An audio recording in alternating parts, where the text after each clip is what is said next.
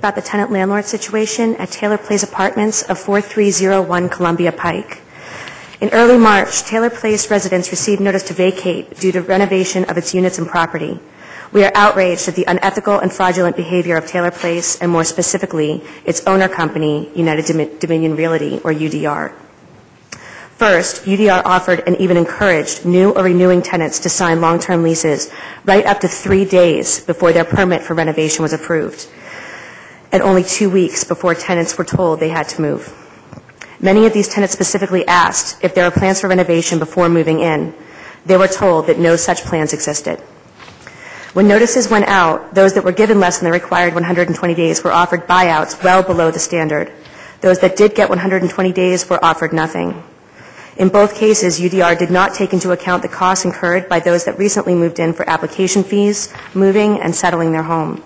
They did not offer relocation assistance, showing complete lack of regard for all tenants, but especially families with children in local schools, the disabled, and the elderly. To add insult to injury, though breaking our leases due to this renovation, UDR has been trying to hold us responsible to the lease through the move-out date of their choosing. Several tenants have found themselves forced to pay rents in 2 places. Others have found apartments but are not able to move as they cannot afford this option. Meanwhile, UDR has been posting ads claiming that renovations such as hallway carpeting, brand new lighting fixtures, and more have already been completed. Some tenants have even found their own apartment advertised for rent the very day after the move-out date. This obviously begs the question, is UDR actually doing renovations to all of these units?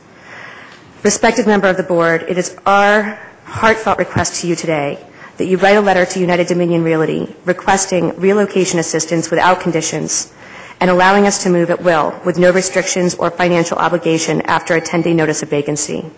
I thank you for your time, your attention, and any help you can offer to the residents of Taylor Place. Thank you, Ms. Shea, for coming. On behalf of Taylor Place residents, in addition to the unfair circumstances residents of Taylor Place are forced to endure at this time, the residents of Taylor Place are living in an unfair, dangerous, and possibly illegal living conditions as construction has started around our homes.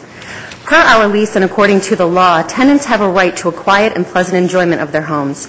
We are currently forced to endure construction beginning between 7:30 and 8 a.m. daily, although we were informed in writing that construction would begin at 9 a.m. This construction includes drilling, jackhammering, the liberal use of sledgehammers, and pipe sawing. Several residents were forced to go without water for a 10-hour period while plumbing was altered last week, and some were without hot water for over 24 hours. The dangers of dust possibly being stirred into the vents that connect apartments heighten our concerns. Of personal experience, I know that one that others share. When I was offered a buyout option for my lease, my letter stated the following: if you are not willing to accept our offer to vacate your apartment home on May 9th, 2008, we will proceed with scheduled construction around your apartment home. Construction can be noisy, and we feel as though vacating your apartment now and taking advantage not only of the waived move-in fees but also the buyout option may be beneficial for you.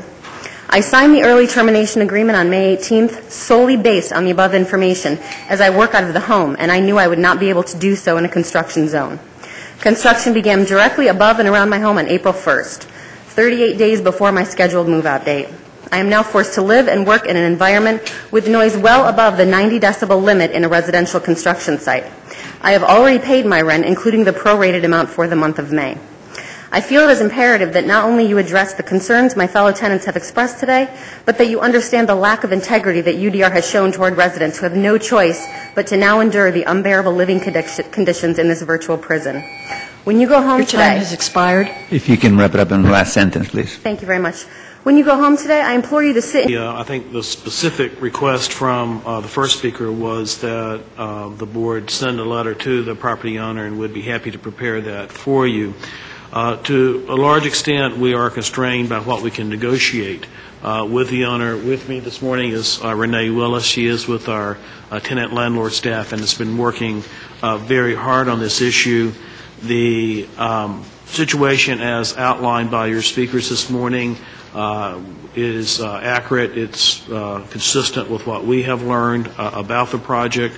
It has been the subject of 2 tenant-landlord commission meetings and extensive outreach and negotiation with the landlord, not with tremendous success.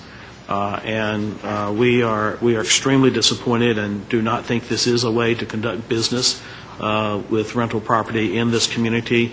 After the last tenant-landlord meeting, there's some indication that the landlord is finally beginning to consider some relief, not as far as we think it should go, but we will continue to work very hard with the tenants and press very heavily for the landlord to come into compliance with our set of voluntary standards that many landlords do abide by, but this one thus far has not fully agreed to do so.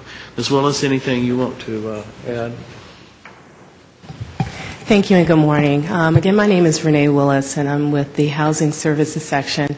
And in fact, we have received numerous complaints from residents of Taylor Place during the course of the last month. We have been working with the tenants and with our nonprofit partner, Bravo, to understand the concerns of the residents there. We did, as Mr. Carley just mentioned, we met with the owner just this past week, with a representative of the owner, to address some of the concerns that the tenants raised. And I believe one of the speakers mentioned construction concerns, which definitely is a complaint and a concern. Just a point of clarification, in terms of the permits, I think one of the speakers mentioned that a general renovation permit was issued. That is in fact not the case. Just this week, however, a permit was issued for general plumbing issues related to their water pipes. From what I'm sorry. Can you let me interrupt you there? Can you repeat that? So a permit was issued for plumbing? For plumbing. Apparently there is an